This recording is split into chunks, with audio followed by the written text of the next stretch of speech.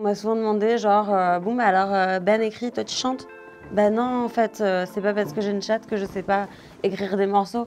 Moi je m'appelle Nilia Dida. Moi je m'appelle Benjamin Coteau et je fais partie d'un groupe avec cette demoiselle qui s'appelle Lilywood and the Queen.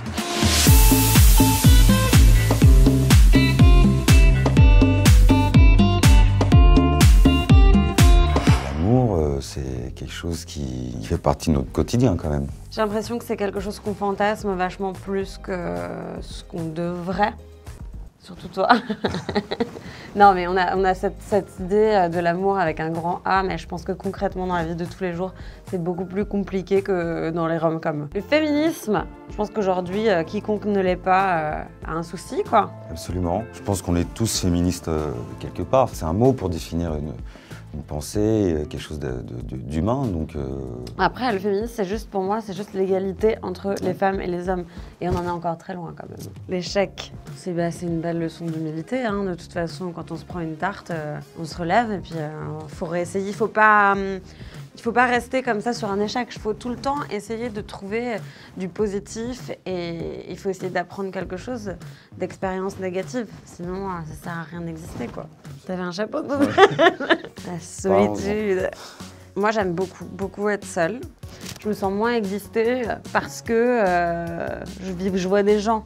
Avant, je me souviens que si personne me voyait exister, j'avais l'impression de ne pas exister, quoi. Je pense que depuis la nuit des temps, l'être humain a du mal à être seul, à rester seul. De base, après, tu as des individus qui, au contraire, peuvent très bien vivre seuls. Les réseaux sociaux, la publicité, le schéma qu'on nous montre. On te montre rarement quelqu'un qui est hyper bien et qui est seul. On t'impose quand même un espèce de carcan de il faut être en couple ou regardez du Caprice des dieux à table à 15. Enfin, t'as pas un mec tout seul dans ta chambre qui mange un Caprice des dieux, quoi, dans la pub. C'est vrai, c'est vrai. Savoir vivre seul, c'est une preuve soit d'intelligence ou de courage, en tout cas. Ou alors, t'es vraiment une personne de merde et personne veut traîner avec toi. Non, mais c'est-à-dire qu'on ne sait pas ce que tu penses quand tu es seul et ça énerve ou ça emmerde les gens, en fait. On ne peut pas, du coup, te maîtriser. Tu es un vrai individu, tu es un ovni.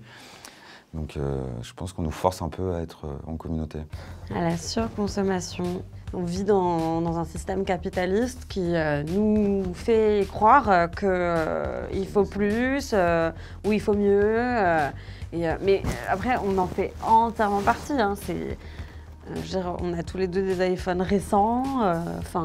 Non, mais c'est vrai qu'on nous met des choses devant les yeux tout le temps qui nous donnent envie d'acheter, de consommer, parce qu'on a envie de l'avoir, parce que ça brique. Et qu'on nous fait croire que si on n'a pas, on est nul. Ouais, c'est ça. On n'est pas dans le coup, quoi. Ouais, dans le coup.